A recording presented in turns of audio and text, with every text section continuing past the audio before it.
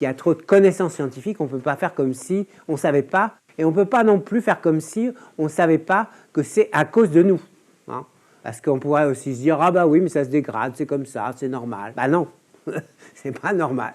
Ce sont nos activités, nos actions, nos actes qui agissent sur l'environnement. Bonjour Monsieur Le Cacheux, je tiens tout d'abord à vous remercier d'être là aujourd'hui. Vous êtes un ancien élève de l'École normale supérieure et vous êtes diplômé de l'Institut d'études politiques à Paris. Vous êtes également titulaire d'une maîtrise d'économie de l'Université Paris 1 ainsi que d'un doctorat européen d'économie de l'Institut universitaire européen. Depuis de nombreuses années maintenant, vous êtes professeur d'économie à l'Université de Pau et des Pays de la Dour. Vous enseignez également à Sciences Po, à Stanford University et à la Sorbonne. Vous êtes spécialiste de macroéconomie, plus particulièrement d'économie européenne, de fiscalité et depuis quelque temps maintenant d'économie écologique. Vous êtes également l'auteur de plusieurs ouvrages, dont un paru en 2012 avec la collaboration d'un de vos anciens élèves, Éloi Laurent, intitulé Économie de l'environnement et économie écologique. Livre qui est tout à fait en accord avec le thème qu'on va aborder aujourd'hui. Je vais donc vous laisser prendre la parole pour la vidéo.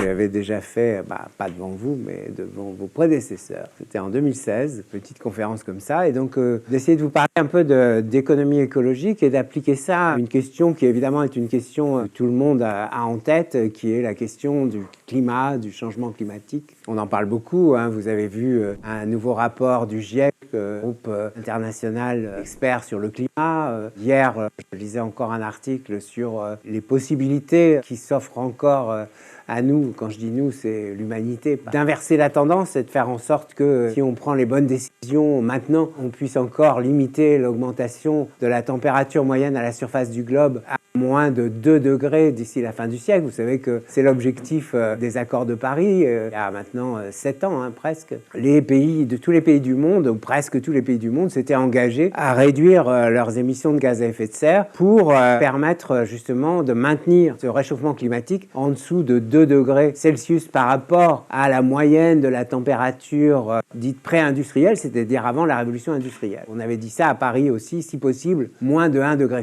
Alors on sait déjà que 1,5 degré, on n'y arrivera pas. Parce que si on avait voulu vraiment sérieusement rester en dessous de 1,5 degré, il aurait fallu, dès les accords de Paris, commencer à prendre des mesures très sérieuses pour réduire les émissions de gaz à effet de serre, et on ne l'a pas fait. Ce que dit l'étude que j'ai lue ce matin, c'est une étude qui est parue dans une revue scientifique qui s'appelle Nature, elle dit qu'après la conférence internationale de Glasgow, hein, en novembre dernier, un certain nombre de pays ont pris des engagements plus ambitieux que ceux qui avaient été pris à Paris, et que si les pays qui ont pris des engagements plus ambitieux à Glasgow en novembre dernier les tiennent vraiment, on peut espérer rester en dessous de 2 degrés. C'est déjà une petite lueur d'espoir. 2 degrés, c'est beaucoup, hein, ça n'a pas l'air comme ça. Parce qu'on pourrait se dire, après tout, bon, si la température augmente de 2 degrés, c'est pas tellement un drame, un peu moins froid en hiver, un peu plus chaud en été. Mais comme vous savez, c'est quand même le climat, c'est pas si simple que ça. Derrière cette moyenne de 2 degrés d'augmentation, il y a en fait des extrêmes beaucoup plus extrêmes, hein, des étés plus chauds, des hivers plus froids, des sécheresses plus prolongées, des inondations en hiver, etc., etc. Ces images-là, on finit par être habitué parce qu'on en voit de plus en plus. Il faut bien comprendre, c'est que derrière cette augmentation de la température moyenne, il y a justement une multiplication de ce qu'on appelle les événements climatiques extrêmes, qui sont de plus en plus extrêmes et qui donc ont des effets catastrophiques sur tout le monde, etc., etc. Et puis il y a aussi évidemment toutes sortes de conséquences en termes par exemple de productivité agricole. Hein. On voit bien déjà que les rendements agricoles dans un certain nombre de régions du monde diminuent.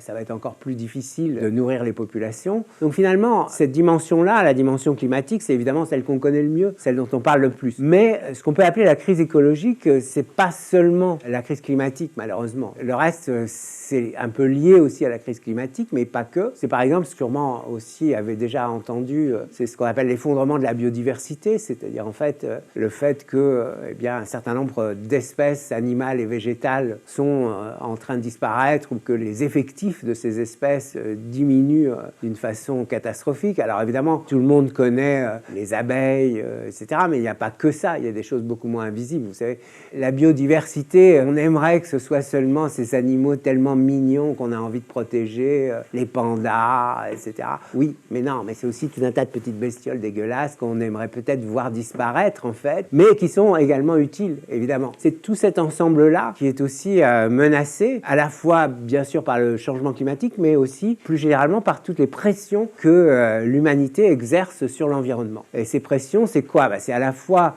l'occupation de l'espace, premièrement, c'est-à-dire le fait que nous sommes presque 8 milliards sur Terre. On va l'être très très vite. 8 milliards, c'est beaucoup. On prend de la place.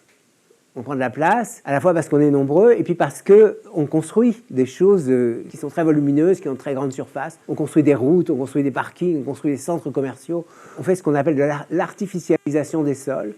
Et l'artificialisation des sols, évidemment, ça contribue à réduire l'habitat disponible pour toutes les espèces sauvages. Et puis ça contribue aussi, dans de très nombreux cas, à fractionner l'habitat. C'est-à-dire s'il y a une route qui passe au milieu d'une forêt, ça veut dire que les chevreuils qui sont d'un côté, ils ne peuvent pas aller de l'autre côté.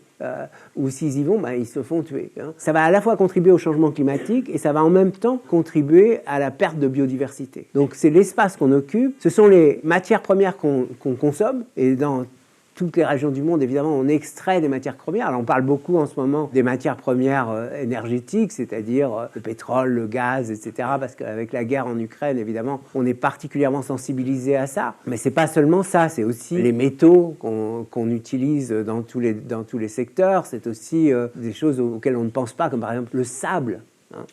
Vous voyez, à chaque fois qu'on construit avec du ciment, il faut du sable. La quantité de sable qu'on extrait est absolument phénoménale, parce que partout on construit dans le monde entier. Et puis tout ce qu'on rejette dans la nature, c'est-à-dire les pollutions. Alors évidemment, tout le monde connaît les pollutions plastiques, tout le monde connaît le 7e continent de plastique qui est au milieu du Pacifique, etc. Mais beaucoup moins visible, évidemment, il y en a partout. Le plastique ne se dégrade jamais complètement, et vous savez qu'il se fragmente sous forme de ce qu'on appelle des microplastiques. Je ne sais pas si vous avez vu qu'une étude récente a montré que dans notre propre corps, dans nos cellules, dans nos cheveux, etc., il y a plein de microplastiques. On en est bourré.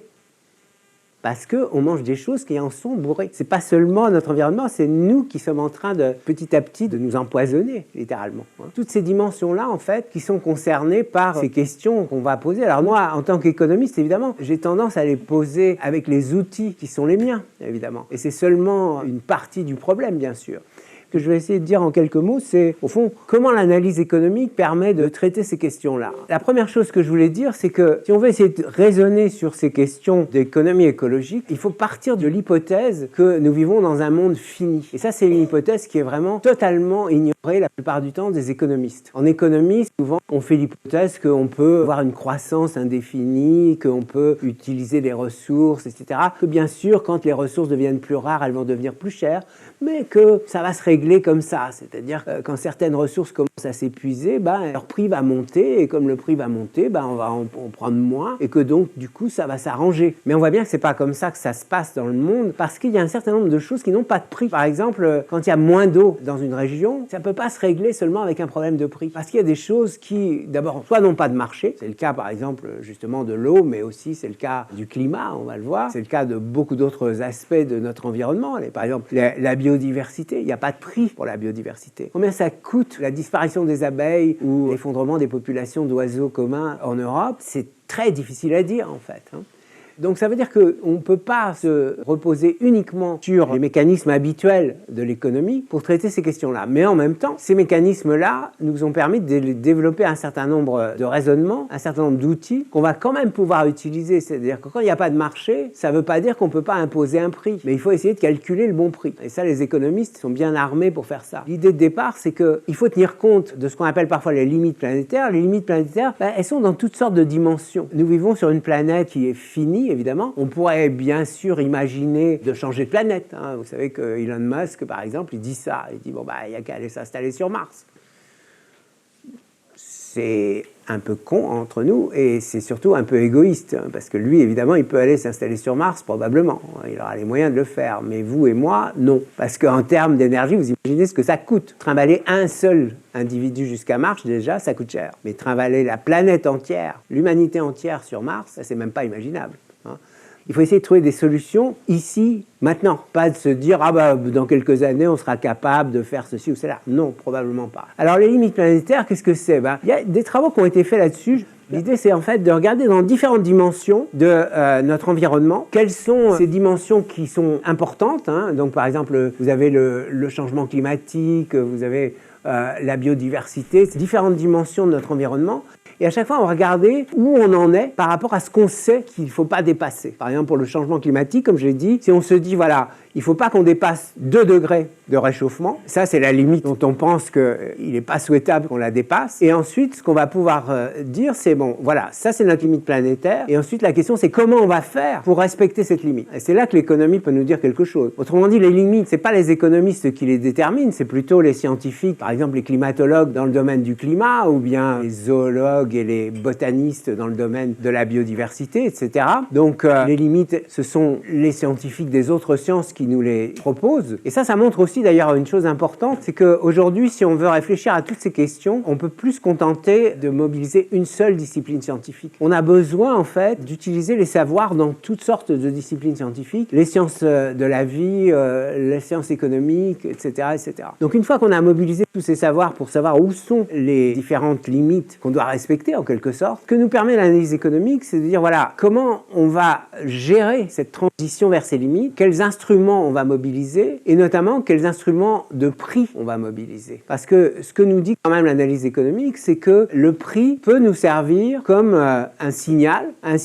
à envoyer aux consommateurs par exemple pour dire voilà, telle chose est néfaste et si cette chose est néfaste pour l'environnement, eh bien en mettant un prix plus élevé, on va en quelque sorte dissuader de l'utilisation de cette chose et au contraire mettre des prix plus bas sur les choses dont on pense qu'elles sont souhaitables ou en tout cas moins néfastes pour l'environnement. Donc le principe général est assez simple. Après, la mise en œuvre n'est pas forcément très facile parce qu'évidemment, d'une part, ça veut dire probablement utiliser ce qu'on appelle des taxes environnementales, comme par exemple la taxe carbone. Et là, comme vous le savez, politiquement, socialement, c'est pas la chose la plus populaire du monde. On l'a déjà remarqué. Par exemple avec le mouvement des Gilets jaunes, et on le voit bien encore aujourd'hui, évidemment, si on dit aux gens on va mettre une taxe supplémentaire sur les carburants fossiles, alors que le prix à la pompe est déjà très élevé, ça sera probablement pas très populaire. Mais en même temps, tous les scientifiques nous disent si on n'arrête pas dans les 5 ou 6 ans qui viennent d'utiliser des carburants fossiles, on va avoir plus de 2 degrés d'augmentation de la température. Après, la question c'est est-ce qu'on veut ou est-ce qu'on veut pas respecter les limites, hein. Alors, est-ce que ça veut dire que tout va coûter plus cher? Non, parce qu'en principe, une taxe, ça engendre des recettes. Ces recettes, on peut les utiliser pour baisser d'autres prix ou pour redistribuer à ceux qui sont les plus affectés par les augmentations de taxes en question. Le problème avec, par exemple, la taxe carbone qu'on a utilisée en France, c'est qu'on n'a pas fait ça. C'est-à-dire, quand on a augmenté la taxe carbone en 2018, on n'a pas utilisé les recettes de la taxe carbone pour réduire des prix d'autres choses ou pour redistribuer à ceux qui étaient obligés d'utiliser leur voiture, etc., etc. Il y a d'autres pays qui l'ont fait. En Suède, par exemple, il y a une taxe carbone depuis 30 ans, 32 ans même pour être exact, et la taxe carbone en Suède, elle est au niveau de 130 € la tonne de carbone. En France, on est à 44 et on a les gilets jaunes dans la rue. En Suède, ils sont à 130. Et il n'y a pas de gilets jaunes en Suède. Comment ça se fait? Ça se fait qu'ils ont fait ça différemment de nous.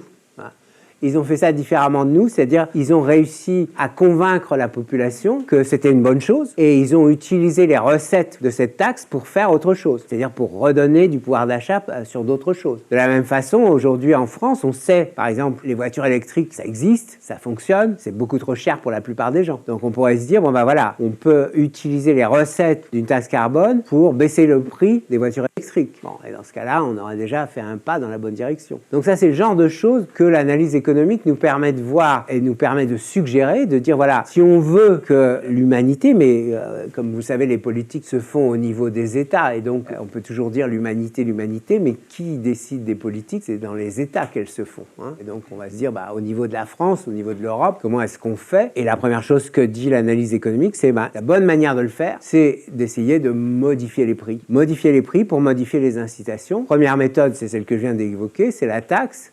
Deuxième méthode, c'est de faire ce qu'on fait en Europe depuis 2005 maintenant, de créer ce qu'on appelle un marché carbone. Et le marché européen du carbone, je vais rapidement vous montrer où on en est dans ce marché. Donc ça, c'est un graphique qui vous montre l'évolution du prix de la tonne de carbone sur le marché européen du carbone. Qu'est-ce que c'est que le marché du carbone? C'est très simple en fait. C'est un marché sur lequel les entreprises, les grandes entreprises, en l'occurrence, il y a à peu près 11 000 établissements de production en Europe qui sont soumis à ce système de ce qu'on appelle des quotas d'émissions. Eh bien, chaque année, elles reçoivent un quota qui les autorise à émettre une certaine quantité de carbone. Et si elles veulent émettre plus que leur quota, il leur faut acheter des droits à émettre sur le marché. Si au contraire, elles émettent moins que leur quota, elles vont pouvoir vendre sur le marché les permis qu'elles n'ont pas utilisés. Il y a une offre et une demande sur ce marché. Comme il y a une offre et une demande, il y a un prix. Comme toujours sur les marchés, le prix se détermine là où l'offre est égale à la demande, tout simplement. Et donc, ça détermine un prix du carbone. C'est un prix qui, cette fois, est un signal pour les entreprises, puisque, évidemment, une entreprise qui veut réduire ses émissions, elle va pouvoir vendre sur le marché les permis qu'elle n'aura pas utilisés au prix du marché. Et une entreprise qui, au contraire, veut augmenter ses émissions de gaz à effet de serre, va devoir acheter les permis et donc va les payer au prix du marché. Alors, du coup, pour que ça fonctionne, il faut que le prix soit suffisamment élevé, parce que si le prix est bas, eh bien, l'incitation à réduire les émissions ne sera pas très grande. Si au contraire le prix est élevé, eh bien ça va devenir intéressant pour les entreprises de réduire leurs émissions de gaz à effet de serre. Et donc qu'est-ce qu'on voit sur ce graphique? On voit qu'en fait entre 2009 en gros et 2018, le prix du carbone sur le marché était extraordinairement bas.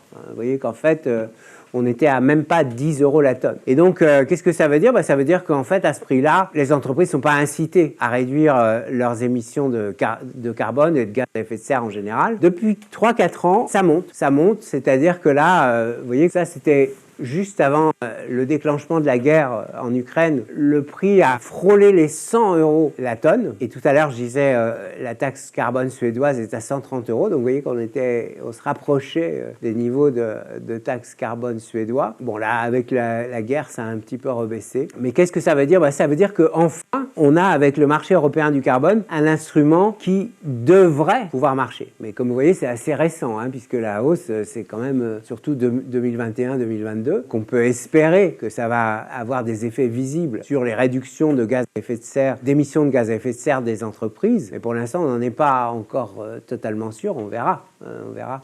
Il y a quand même quelques petits signes, je ne sais pas si vous avez vu, il y a quelques semaines, ArcelorMittal, grosse entreprise de métallurgie, c'est le plus gros sidérurgiste européen. Et donc ArcelorMittal a annoncé qu'ils allaient transformer leur usine de Dunkerque pour la faire fonctionner à l'hydrogène. Ça, c'est quand même un signe assez intéressant. Ça veut dire que pour les gros émetteurs comme justement les sidérurgistes, c'est quoi les secteurs dans lesquels on émet beaucoup de gaz à effet de serre, à votre avis? Le charbon, tout ce qui concerne la production d'électricité en général, charbon, gaz, etc. Et puis le ciment. Les cimenteries, ça émet énormément de gaz à effet de serre. Vous savez pourquoi? On prend du calcaire et on le chauffe. Pour le chauffer, il faut beaucoup d'énergie. Et quand on chauffe le calcaire, ce qui s'échappe du calcaire, c'est du CO2. Ça fait beaucoup de production de CO2, tout ça. Et puis les transports terrestres notamment, donc les voitures, etc., mais aussi aériens, les avions, etc. Transport maritime, bien entendu. Donc en fait, ces dernières années, on a fait beaucoup de progrès dans la réduction des émissions de gaz à effet de serre dans l'industrie, justement. On a réussi à les réduire beaucoup plus que dans la plupart des autres secteurs, mais il reste encore évidemment beaucoup de chemin à faire. Cette façon qu'on a en Europe d'utiliser les prix, soit avec la taxe, soit avec le marché, ça peut fonctionner, comme je l'ai dit, à condition que les prix soit mis à un niveau suffisant pour que ça incite à choisir une autre technologie. Je vais prendre un exemple qui va vous faire hérisser les cheveux sur la tête, mais c'est juste pour prendre un truc extrême. Si je mettais l'essence et le diesel à 5 € le litre, là, comme ça, maintenant, bon, Je veux dire, je me ferai lyncher à la sortie. Ok, d'accord. Du coup, les voitures électriques paraîtraient peut-être beaucoup plus attractives qu'elles le sont aujourd'hui. Parce que là, vous vous diriez, non, c'est pas possible, quoi. 5 € le litre, je peux pas, quoi. Alors, il faudrait des facilités de paiement et tout ce que vous voulez pour acheter une voiture électrique. Mais ça deviendrait, en tout cas, plus envisageable, quoi. Et de la même façon, pour les entreprises, c'est la même chose. Hein. Quand je parlais à l'instant d'Arcelor ou d'autres, c'est exactement le même problème. C'est-à-dire que utiliser du charbon, etc., tant que c'est pas trop cher d'émettre des gaz à effet de serre, on utilise du charbon. Mais si ça devient vraiment très coûteux pour l'entreprise, elle va faire des choix technologiques différents. Ce qu'il faut bien comprendre, c'est que ces technologies-là, elles existent. La voiture électrique, bien sûr que ça existe, et on a fait beaucoup de progrès en matière de voiture électrique depuis une dizaine d'années. Pourquoi ? Parce que tout le monde sait qu'il va falloir un jour abandonner les moteurs thermiques. Et donc évidemment, l'incitation, elle est très forte à essayer de trouver des alternatives. Et de la même façon, l'électricité faite à partir d'énergies renouvelables, que ce soit l'éolien, le photovoltaïque, etc., on sait la produire à très grande échelle. On sait la produire à des coûts qui sont relativement bas aujourd'hui, parce que ça coûte moins cher aujourd'hui de produire de l'électricité photovoltaïque ou de l'électricité éolienne que de produire de l'électricité nucléaire ou de produire de l'électricité avec du gaz, par exemple. Donc on sait le faire à des coûts relativement bas. Pourquoi on ne le fait pas à plus grande échelle ? Parce que les alternatives ne sont pas suffisamment pénalisées par les coûts, en fait. C'est ça l'histoire. Alors, il reste quand même un gros problème que je n'ai pas abordé et qui est la question de savoir si on fait ça, est-ce que l'Europe, est-ce que la France va rester ce qu'on appelle compétitive ? C'est-à-dire, on pourrait se dire, oui, on est capable de le faire, mais ça va nous plomber. Ça va nous plomber parce que ça va coûter trop cher. Alors, il y a 2 éléments de réponse à ça. Premier élément, c'est oui, c'est coûteux, ça demande beaucoup d'investissement, mais il faudra que tôt ou tard, tous les pays du monde s'y mettent, pas que l'Europe. Parce que le changement climatique, ce n'est pas qu'une question européenne. C'est un changement qui touche relativement moins l'Europe que d'autres régions du monde, d'ailleurs. Donc, il va falloir que tout le monde s'y mette, tôt ou tard. Beaucoup de pays ont pris des engagements en ce sens. Deuxième élément de réponse, si l'Europe s'y met avant les autres, on aura une avance technologique sur les autres, dans les domaines, justement, de lutte contre le changement climatique. Et troisième élément de réponse, on peut à nouveau utiliser les instruments de prix pour essayer de se protéger contre ce qu'on pourrait appeler la concurrence déloyale, c'est-à-dire en fait contre la concurrence des pays qui, eux, ne mettront pas en place une politique climatique. Et comment ça ? En faisant ce qui a été proposé par la Commission européenne et ce qui n'est pas encore adopté en Europe, mais qui devrait l'être bientôt. C'est ce qu'on appelle un prélèvement carbone aux frontières. Il s'agit tout simplement de mettre une taxe sur les produits importés du reste du monde, taxe qui serait calculée sur la quantité de carbone qui est émise pour produire et pour transporter ces produits jusqu'au marché européen. Et ça, techniquement, on sait faire. On pourrait faire même mieux, et je vais donner juste pour conclure 2 pistes et 2 directions dans lesquelles on pourrait aller. Visiblement, pour l'instant, les candidats à la présidence de la République ne les ont pas encore adoptés, mais il ne faut jamais désespérer, peut-être que ça viendra, peut-être pour la prochaine présidentielle. Première piste, supprimer la TVA, et là tout le monde dit oui, et je dis non, mais remplacer par autre chose. Par quoi ? Par ce que j'appelle une taxe sur le carbone ajouté, c'est-à-dire remplacer la TVA par une TCA. Au lieu de taxer la valeur ajoutée, vous taxez en fait la quantité de carbone qui est nécessaire pour produire chaque produit. Et dans ce cas-là, qu'est-ce qui va se passer ?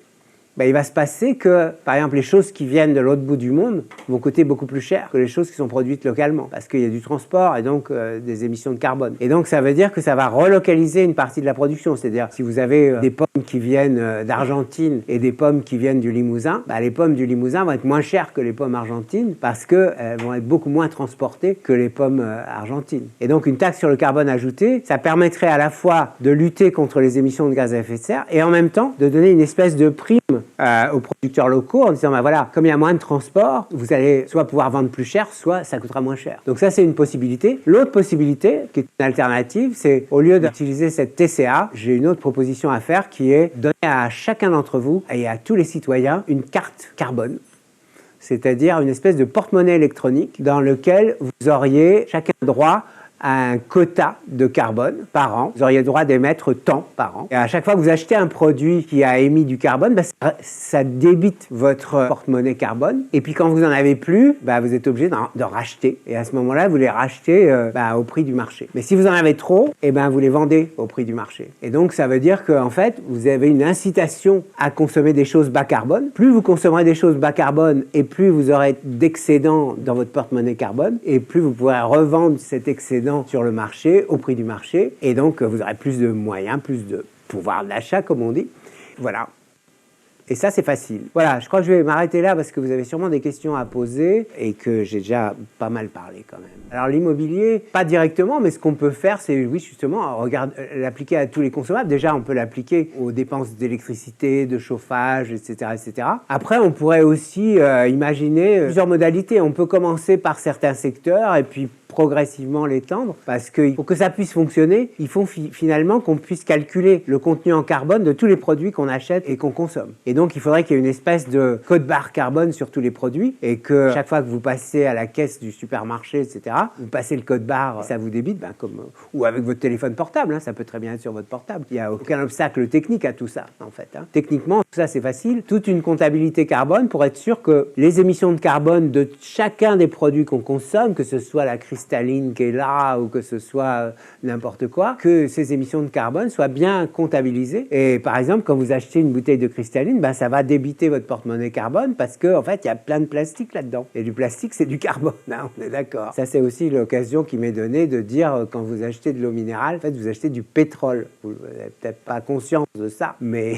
c'est du pétrole que vous achetez. Parce qu'en fait, l'eau minérale, c'est quoi? C'est de l'eau, mais c'est surtout du conditionnement plastique et du transport, essentiellement. Et le transport, c'est quoi? C'est essentiellement des carburants fossiles. Évidemment, ça demanderait un certain effort, etc., parce qu'il faut que toute la société s'équipe et s'adapte à tout ça. Mais en même temps, la question, c'est, voilà, est-ce qu'on veut vraiment le faire? Et là, évidemment, j'ai focalisé sur la question du changement climatique, parce qu'encore une fois, c'est celle qui est la plus médiatisée, etc. Dans les autres domaines, c'est la même chose. C'est-à-dire que si on fait du progrès dans la lutte contre le changement climatique, je suis assez convaincu qu'on fera des progrès aussi dans les autres dimensions de ces limites planétaires que j'ai évoquées, même si c'est pas toujours aussi évident. On voit bien que, encore une fois, par exemple, la biodiversité, c'est beaucoup plus complexe en fait que le changement climatique. Le changement climatique, si vous voulez, finalement, c'est assez simple parce que ça dépend de nos émissions. Et nos émissions, on peut les mesurer facilement. Tandis que la biodiversité, ça dépend de plein de choses, quoi. Ça dépend de nous, mais de différentes manières. Et donc, c'est beaucoup plus difficile à évaluer. Et comme c'est plus difficile à évaluer,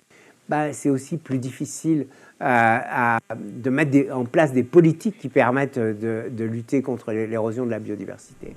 J'ai toujours eu, on va dire, une fibre écologique. Et puis, en prenant conscience des dégradations qu'on fait subir à l'environnement, petit à petit, je pensais que l'économie pouvait apporter une contribution utile à tout ça. J'en suis totalement convaincu, même si c'est pas facile. Les jeunes comme vous sont pas forcément conscients, c'est que la dégradation de l'environnement s'est accélérée très vite. C'est-à-dire qu'au cours des 30-40 dernières années, les choses se sont énormément détériorées dans toutes les dimensions. À la fois parce que l'humanité a augmenté en nombre. Tout à l'heure, je disais on est 8 milliards, mais je vous rappelle quand même qu'en l'an 2000, on n'était que 6 milliards. Ça a quand même augmenté de 2 milliards en 20 ans. C'est quand même beaucoup, quoi. Ça a pris un tiers en 20 ans. C'est énorme. Ça s'est accéléré à la fois parce que la croissance démographique a été extrêmement forte et puis parce que les changements technologiques et les changements institutionnels se sont produits très rapidement. La mondialisation, c'est quelque chose qui a une trentaine d'années, dans la forme qu'on connaît aujourd'hui. L'agriculture industrielle, elle a complètement changé au cours des 30 dernières années. Les produits qu'on utilise aujourd'hui dans l'agriculture industrielle, ils n'existaient pas pour la plupart il y a 30 ans. La quantité de plastique qu'on produit et qu'on consomme, etc., est sans commune mesure avec celle qu'on consommait et qu'on utilisait il y a 30 ou 40 ans. Donc dans toutes les dimensions, il y a eu une accélération monstrueuse. Et ça aussi, évidemment, ça contribue à faire prendre conscience. On pouvait encore, il y a 30 ou 40 ans, avoir une espèce d'attitude indolente à l'égard de l'environnement, en se disant, bon, oui, d'accord, il y a un peu de pollution, d'accord, il y a quelques espèces animales qui disparaissent, mais c'est pas bien grave, ça. Aujourd'hui, on peut plus dire ça, quoi. On a trop de preuves que ça se dégrade très vite, il y a trop de connaissances scientifiques, on peut pas faire comme si on savait pas, et on peut pas non plus faire comme si on savait pas que c'est à cause de nous. Parce qu'on pourrait aussi se dire, ah bah oui, mais ça se dégrade, c'est comme ça, c'est normal. Bah non, c'est pas normal. Ce sont nos activités, nos actions, nos actes qui agissent sur l'environnement. Et à partir du moment où on comprend ça et on en prend conscience, quand on est économiste, on se dit il faut essayer d'agir sur les choix, sur les actes, etc. Voilà. C'est une grande question. La réponse, à mon avis, il y a des grosses incertitudes, mais premièrement, si on regarde l'histoire de l'humanité, on peut se dire, voilà, on a vécu quand même pendant des millénaires avec uniquement des énergies renouvelables. Regardez l'histoire de l'humanité, c'est quoi? Dès le début, on a commencé à utiliser des sources d'énergie. C'était quoi au début? Le feu, le feu avec du bois. Ensuite, on domestique des animaux, les animaux domestiques et d'ailleurs aussi les esclaves. Ça, c'est de l'énergie renouvelable, tout ça. Bah oui, c'est reproductible en tout cas. Bah oui, vous savez que les esclaves, il y en a eu dans toutes les sociétés humaines jusqu'au XVIIIe siècle, hein, en gros. Franchement, c'est une des grandes constantes de l'histoire de l'humanité, ça. Ensuite, on commence à construire des moulins à eau, des moulins à vent, etc. Donc l'énergie hydraulique, l'énergie éolienne. Et puis, un jour, mais c'est assez tard finalement dans l'histoire de l'humanité, on a découvert la machine à vapeur et l'utilisation du charbon, donc le début des énergies fossiles, c'est la révolution industrielle. Ça fait 2 siècles et demi à peu près qu'on utilise des énergies fossiles et qu'on les utilise de plus en plus. Alors ça a évidemment contribué à développer le capitalisme, ça nous a permis de devenir beaucoup plus riches, de vivre des vies beaucoup plus confortables, etc., etc. Mais aujourd'hui, on a les technologies qui nous permettraient de nous passer d'énergie fossile. On sait, comme je le disais tout à l'heure, on sait produire de l'électricité éolienne, photovoltaïque, etc., à des coûts qui sont très bas. Aujourd'hui, on sait produire vraiment à des coûts très bas. On peut le faire. Ça demandera des investissements énormes, évidemment. Ça demandera aussi, dans certains secteurs, de changer assez radicalement nos méthodes de production, etc., etc. Mais ce n'est pas la première fois dans l'histoire de l'humanité qu'on change des méthodes de production, qu'on adopte des nouvelles technologies, etc. Toute l'histoire de l'humanité est faite de changements. Oui, ça ne va pas se faire évidemment en claquant des doigts du jour au lendemain. Je pense qu'on a les moyens aujourd'hui de le faire. Il faut quand même étaler le changement sur quelques années. On ne peut pas construire en un jour des capacités de production, par exemple d'électricité, suffisantes pour remplacer complètement toutes nos énergies fossiles. Mais on sait le faire. Il y a une ONG dont vous avez peut-être déjà entendu parler, qui s'appelle Negawatt. C'est en fait une ONG qui milite pour les énergies renouvelables,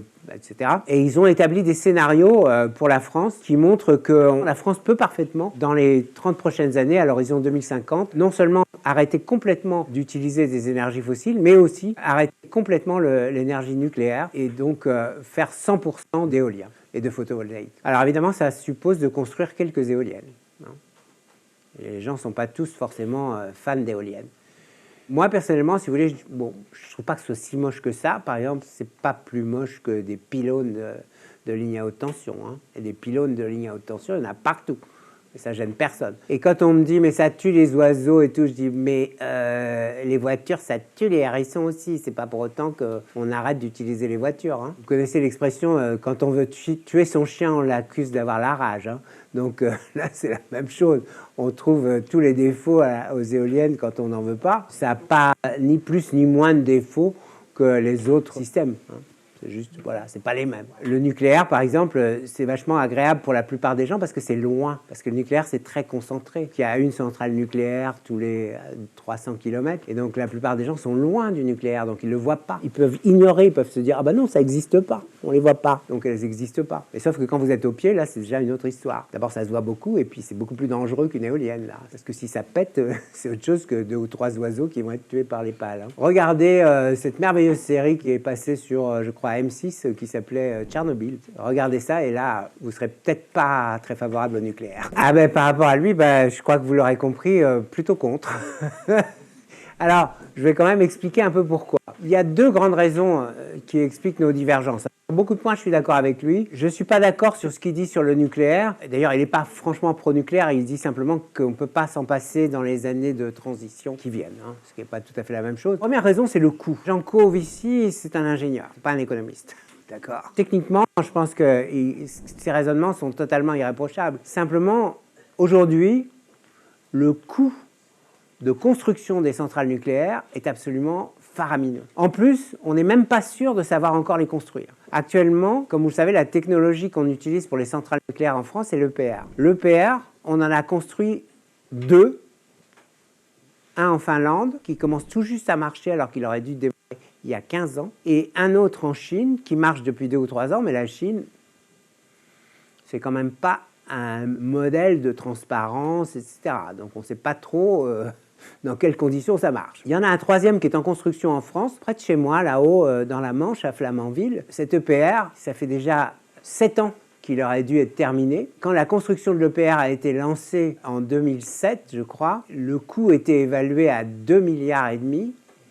Et maintenant, les dernières estimations, il n'est toujours pas en service, et les dernières estimations, c'est qu'il va coûter à peu près 20 milliards.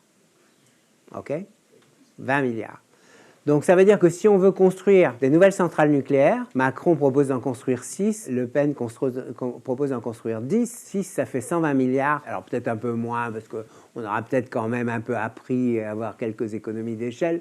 Mais enfin, disons 100 milliards. Et bien, avec 100 milliards, je peux vous dire qu'on peut construire beaucoup d'éoliennes, beaucoup de photovoltaïques, beaucoup de parcs éoliens en mer, si on ne veut pas les avoir sur Terre, et aussi beaucoup de batteries, beaucoup de stockage qui permet de pallier le gros problème des énergies renouvelables qui, comme vous le savez, est le problème de l'intermittence. Pourquoi les énergies renouvelables ne sont pas aussi commodes que les autres? Parce que l'éolien produit quand il y a du vent, le photovoltaïque produit quand il y a du soleil. Et quand il n'y a pas de vent et pas de soleil, ni l'un ni l'autre ne produit. Il y a un problème de stockage. Mais techniquement, on sait stocker. On sait construire des batteries, on sait aussi produire de l'hydrogène qui permet de stocker de l'électricité. On est capable de faire ça techniquement, et je ne pense pas que ça coûte plus cher. Et je pense même que ça coûte moins cher que le nucléaire. Le deuxième argument, c'est que le nucléaire, ça engendre des déchets radioactifs. Ils sont radioactifs sur des centaines, voire des milliers d'années. Et pour l'instant, on ne sait pas quoi faire de ces déchets, on ne sait pas les traiter. Donc qu'est-ce qu'on en fait pour l'instant? Là aussi, je vous invite à aller voir ça. C'est à l'autre bout de la France, près de chez moi, là, dans la Hague, près de Flamanville. On construit des immenses piscines et on plonge ces bâtons de combustible nucléaire radioactif dans ces grandes piscines. Et puis on attend. Puis quand une piscine est pleine, on en construit une autre à côté. Et puis etc.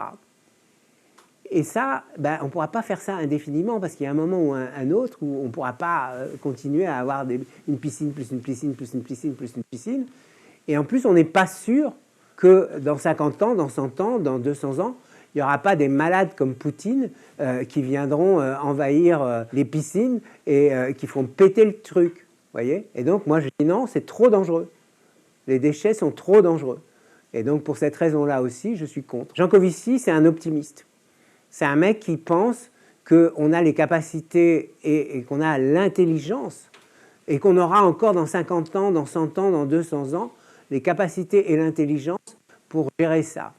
Et moi, j'y crois pas. Je ne suis pas aussi confiant dans l'avenir de l'humanité. Je pense qu'il y a toujours eu dans l'histoire de l'humanité des grands malades qui ont foutu la merde et qui ont fait péter les trucs qu'on ne voulait pas qu'ils pètent. Et donc, il n'y a pas de raison que ça ne soit pas la même chose dans le futur. Je ne pense pas que ce soit le futur à longue échéance, si vous voulez. Le problème, c'est que nos sociétés, aujourd'hui, elles sont conçues autour de l'idée que chacun d'entre nous peut bouger tout seul. C'est-à-dire la mobilité individuelle autour de la voiture, c'est quelque chose qui est vraiment au cœur de nos sociétés. C'était pas comme ça il y a un siècle. Il y a un siècle, personne n'avait de voiture pratiquement. Mais en même temps, on est un peu coincé dans la manière dont on a organisé nos sociétés. On est un peu coincé par justement cette domination de la voiture individuelle. Et c'est pour ça que je dis les voitures électriques, à court terme, en tout cas à court et moyen terme, c'est, je pense, une bonne solution. Mais effectivement, vous avez raison. Moi, je pense qu'à plus long terme, si on regarde le bilan carbone des voitures électriques, vous l'avez dit, c'est pas grandiose, au contraire. Et puis, il y a tout un tas de problèmes. À plus long terme, d'abord, il y a d'autres technologies qui sont relativement meilleures en termes de bilan carbone. Par exemple, l'hydrogène. L'hydrogène à condition de fabriquer l'hydrogène avec de l'électricité verte. L'hydrogène, qu'est-ce que c'est finalement? C'est une capacité de stockage. Hein. C'est au fond, ça remplacerait la batterie. Donc ça, on doit pouvoir le faire. Et d'ailleurs, vous savez que le gouvernement allemand et le gouvernement français ont débloqué des milliards pour développer des capacités de production d'hydrogène, etc. Ça existe déjà. À Paris, il y a déjà toute une flotte de taxis qui s'appelle Hype, qui fonctionne à l'hydrogène. Et puis à Pau, par exemple, il y a un bus à hydrogène qui fonctionne depuis 3 ou 4 ans. Donc on sait faire. Mais là aussi, le problème, c'est que c'est toujours une question de bilan carbone. Si vous produisez l'hydrogène avec de l'énergie fossile, c'est pas la peine, quoi. Et puis après, sur les bilans carbone des batteries, etc., et les bilans en général environnementaux des batteries, pas que carbone, hein, c'est vrai. Mais là, je vais un peu rejoindre Jancovici en étant aussi optimiste sur l'avenir technologique, on va dire. Je suis assez confiant, moi, dans les capacités qu'on a à recycler. Je pense qu'on va être très vite capable de recycler beaucoup de choses à partir du moment où on va avoir les bonnes incitations à nouveau. Tout ce qu'on appelle l'économie circulaire. Hein. Vous avez peut-être vu que la Commission européenne, il y a quelques jours, a publié un grand plan sur l'économie circulaire qui est très intéressant parce que, au fond, l'idée de l'économie circulaire, c'est quoi? C'est d'essayer de faire en sorte que nos activités ne prélèvent pas trop sur la planète. Tout à l'heure, je parlais des limites planétaires. Évidemment, si on arrive à recycler une grande partie de ce qu'on utilise, c'est mieux. évidemment, parce que du coup, on va avoir moins d'impact sur la planète. Et il y a quand même des évolutions qui sont encourageantes dans ce domaine-là. Je vais juste citer un truc, puisque je l'ai vu la semaine dernière. Une usine Eastman c'était Kodak. Bon, la famille Eastman, donc c'est ceux qui possédaient Kodak. Projet d'ouvrir en Normandie la plus grande usine de recyclage moléculaire du plastique. Qu'est-ce que ça veut dire recyclage moléculaire? Ça veut dire qu'ils peuvent prendre n'importe quel plastique, de n'importe quelle couleur, et l'usine le retransforme en molécules. C'est-à-dire pas en petits morceaux ou en petites billes ou je sais pas quoi, en molécules. Et donc après, on peut refaire n'importe quel plastique avec les molécules. Donc vous voyez que là, c'est vraiment du recyclage. C'est pas juste, on va transformer cette bouteille en veste polaire. Ça, c'est pas du recyclage. Parce qu'une fois qu'on a fait la veste polaire, on ne peut plus rien faire avec la veste polaire. Donc on a juste donné un petit peu plus de vie au plastique, mais seulement un peu plus. Alors évidemment, il y a de la perte en ligne. Je ne vais pas vous dire que c'est 100% circulaire. Il y a toujours de la perte en ligne. C'est la seconde loi de la thermodynamique. Ça veut dire que, bien sûr, il y a de l'énergie qui se disperse, il y a de l'énergie nécessaire pour faire ça. Donc, on n'est pas à 100% circulaire. Mais si on arrive à recycler quand même beaucoup de choses, on aura beaucoup moins d'impact sur notre environnement. Et ça, c'est possible.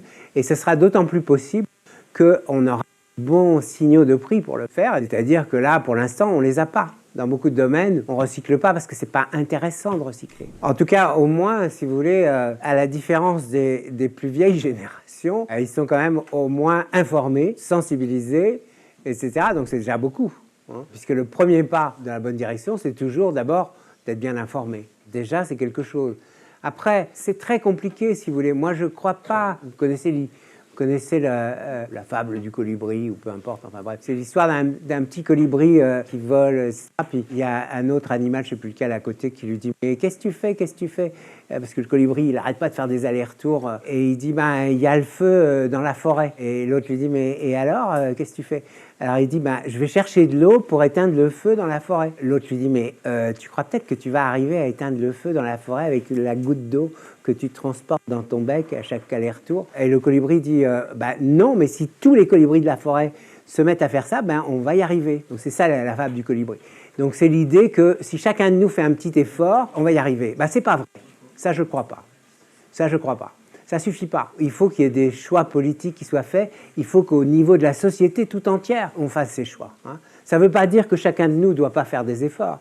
Tout à l'heure, en venant, là, je discutais sur une question qui est toujours un peu sensible, qui est la question, par exemple, de qu'est-ce qu'on mange.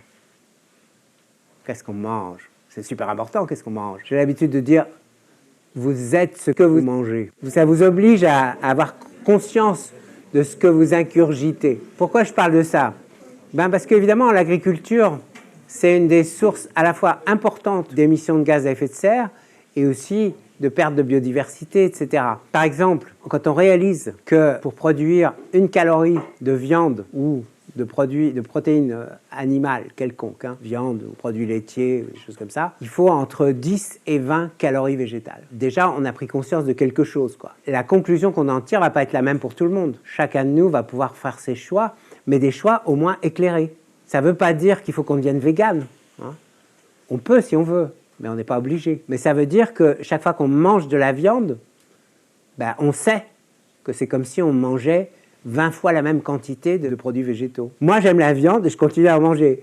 Mais je me dis, il faut peut-être en manger un peu moins, parce que comme ça sera un peu moins de pression sur la planète. Et puis, évidemment, si vous mangez de la viande de bœuf qui a été élevée dans les prés, dans les estives près d'ici, sa pression sur l'environnement n'est pas du tout la même que si vous mangez un hamburger chez McDonald's, on est d'accord. Parce que dans un cas, ça a mangé de l'herbe, dans l'autre cas, ça a mangé des céréales et des protéines végétales. Pas forcément, mais à court terme, ça risque de l'être, oui. Parce que souvent, les mesures prises en faveur de l'environnement vont contribuer à augmenter certains coûts pour les entreprises et donc à rendre la production plus coûteuse et donc moins compétitive. C'est pas toujours vrai puisque, comme je vous le disais, aujourd'hui, par exemple, les électricités à base d'énergie renouvelable est moins coûteuse que d'autres sources d'électricité.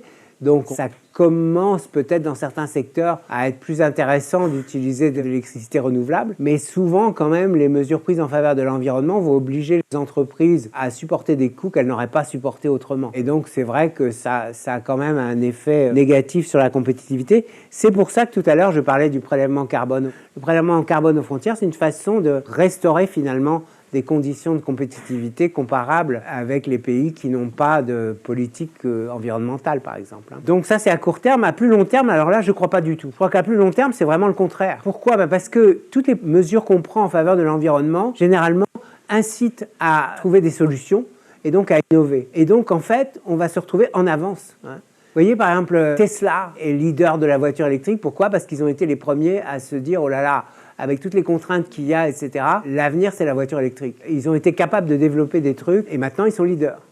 Je pense que c'est le cas dans beaucoup de secteurs. Si vous regardez, par exemple, justement, l'éolien dont on parlait tout à l'heure, il y a un pays qui a été un des premiers à développer l'éolien, c'est le Danemark. Et aujourd'hui, quand vous regardez d'où proviennent les éoliennes qu'on installe un peu partout, du Danemark.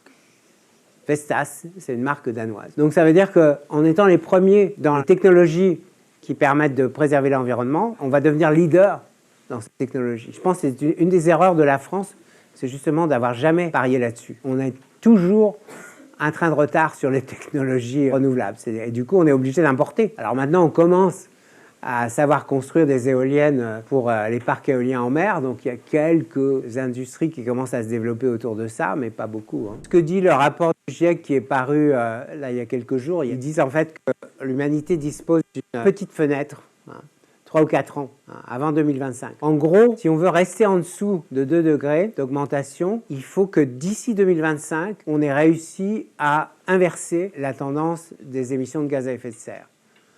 Pour l'instant, on ne l'a pas fait, comme vous dites. Et donc, ça continue à augmenter. Donc, il nous reste maintenant un peu plus de 2 ans pour prendre des mesures sérieuses, mais pas seulement en France et en Europe, évidemment. Les émissions en Europe, c'est ici. L'Union européenne, c'est ça.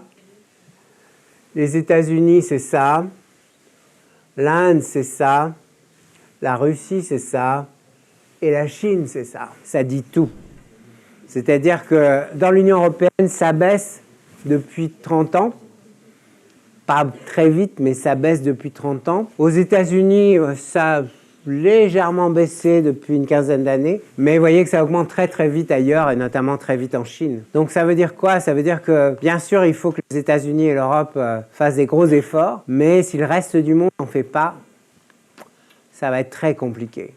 Ça va être très très compliqué. Donc ça, sur la partie gauche, c'est les émissions totales par an. Et sur la partie droite, c'est les mêmes pays, mais ce sont les émissions par tête, par personne. Là, vous voyez en fait que les émissions par tête en Europe ont baissé et les émissions par tête en Chine sont devenues plus élevées que les émissions par tête en Europe. Donc, ce n'est pas seulement que les Chinois sont nombreux, mais c'est aussi que maintenant, ils ont des modes de vie comparables aux nôtres. Et donc, ils émettent plus que nous. C'est vrai que ça va être très difficile. Ça va être très difficile.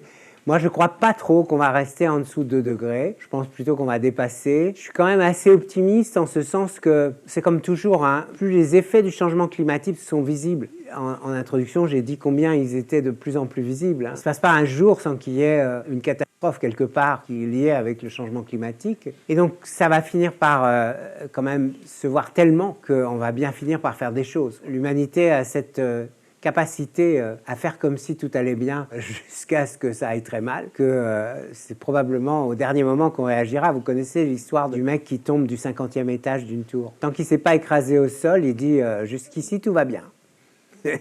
Et ben c'est ça. C'est un peu ça ce qui est en train de nous arriver. Faire quelque chose déjà. Pour ce qui est de la lutte contre le changement climatique, la bonne échelle, je pense, c'est l'Europe quand même. Je pense qu'on ne peut pas faire grand-chose au niveau national. Bien sûr, il y a des tas de mesures qu'on peut prendre. Par exemple, il y a quelque chose qui a été évoqué là, ces jours-ci dans la campagne, qui était de dire rendre les voitures électriques très accessibles en subventionnant massivement les voitures électriques. Ce serait possible, ça, bien sûr. Ça fait partie sûrement des choses qu'on peut faire. Maintenant, je pense qu'au niveau européen, ce que j'ai évoqué tout à l'heure, c'est-à-dire le prélèvement carbone aux frontières, ça c'est une des choses les plus urgentes, je pense, à faire aujourd'hui. Après, moi je pense vraiment, si on élargit un peu la focale et qu'on ne regarde pas seulement le changement climatique, mais l'ensemble des problèmes environnementaux, je pense qu'il y a un très très gros travail à faire sur l'agriculture. Aujourd'hui, depuis longtemps, en France, on fait comme si ce n'était pas un problème, on fait comme si on pouvait continuer, etc. Et on sait aujourd'hui qu'on ne peut pas. continuer. C'est pas simple de transformer des pratiques agricoles qui se sont implantées depuis des décennies avec beaucoup d'investissements. L'agriculture est aujourd'hui un secteur extrêmement capitalistique. Les agriculteurs, ils ont des gros tracteurs, des grosses machines, etc., etc. Et donc tout ça, et souvent beaucoup de dettes aussi d'ailleurs. Et donc c'est pas tellement facile de dire voilà, on va changer les techniques, on va produire différemment, etc. Mais je pense que c'est un domaine dans lequel il y a beaucoup de choses à faire et beaucoup d'investissements du coup à prévoir et beaucoup d'accompagnement.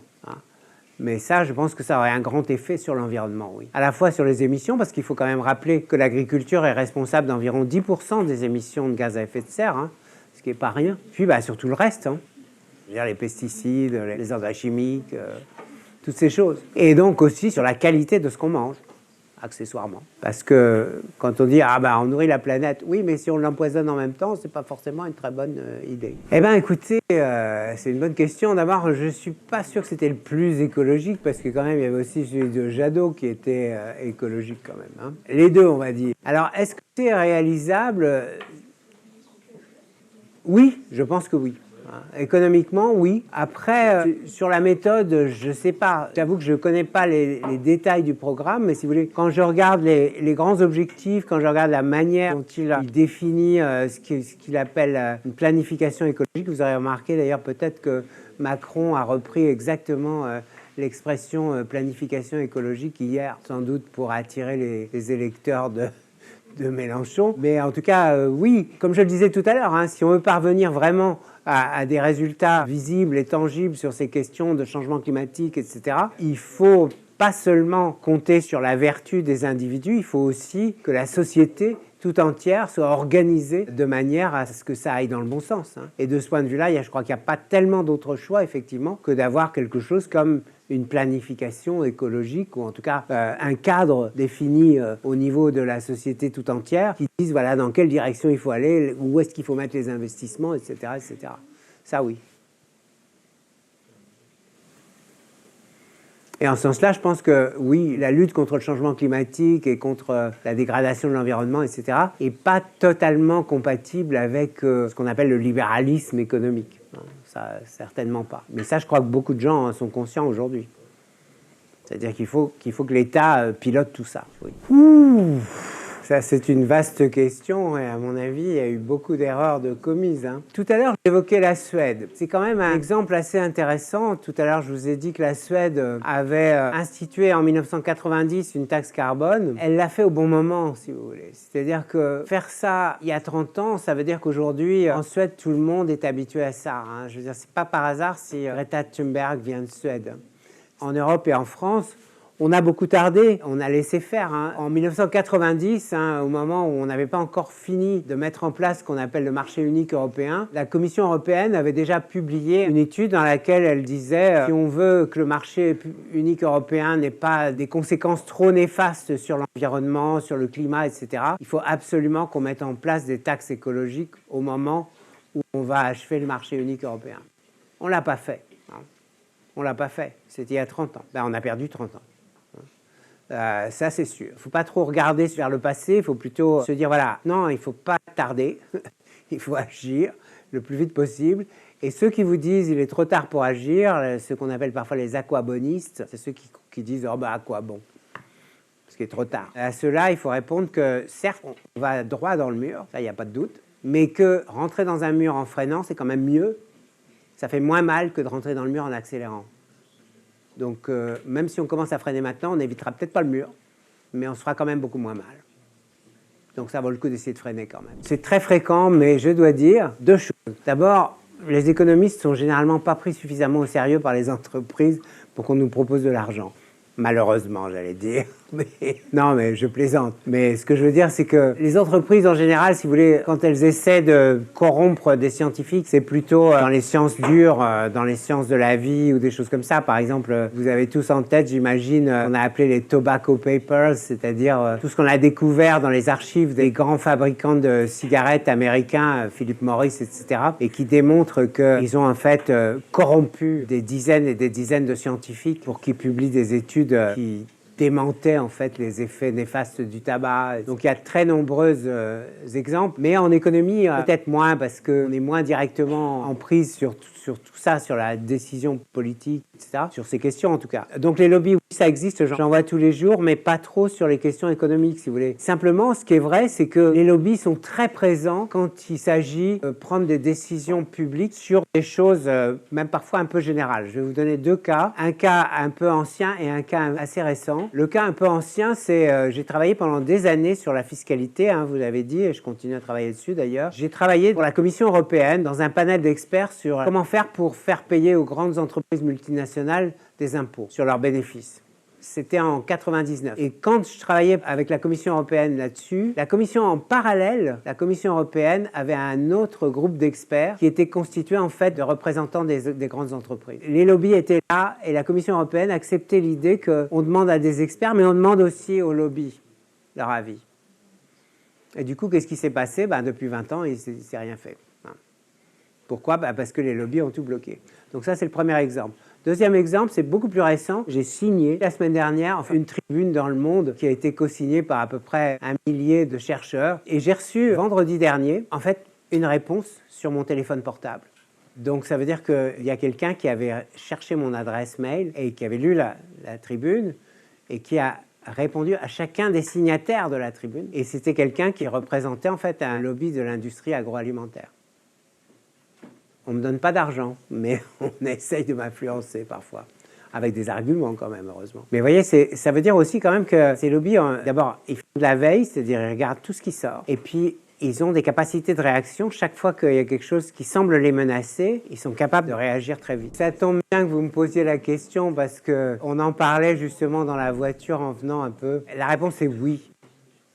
J'étais à l'école primaire et au collège dans une petite école de campagne, mais vraiment petite école de campagne. Et ensuite, quand je suis rentré au lycée, donc là, je suis allé dans une ville, mais pas non plus une très grande ville, je me souviens très bien que le directeur qui a reçu mes parents et qui m'a reçu en même temps que mes parents pour m'inscrire au lycée, il a regardé mon dossier scolaire et il a dit à mes parents, vous savez, votre fils...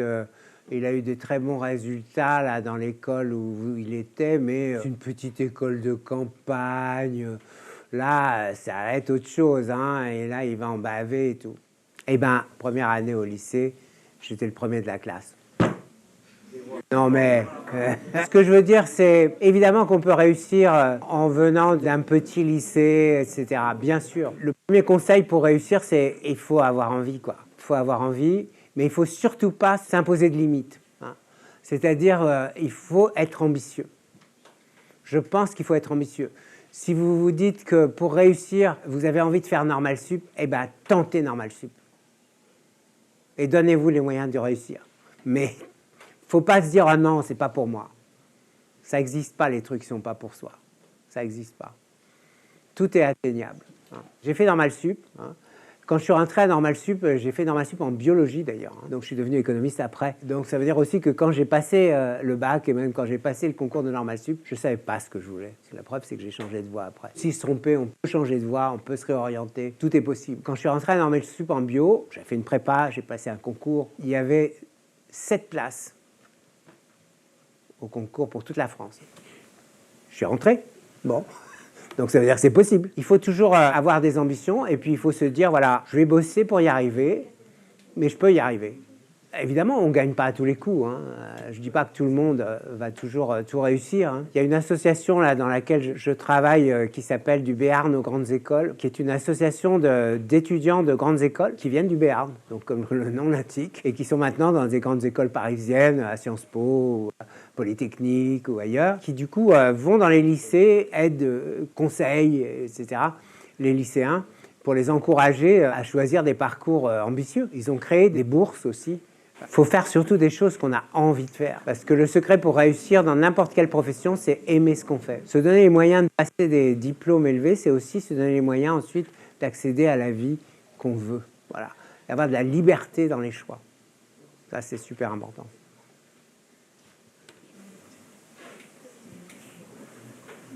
Merci. Merci.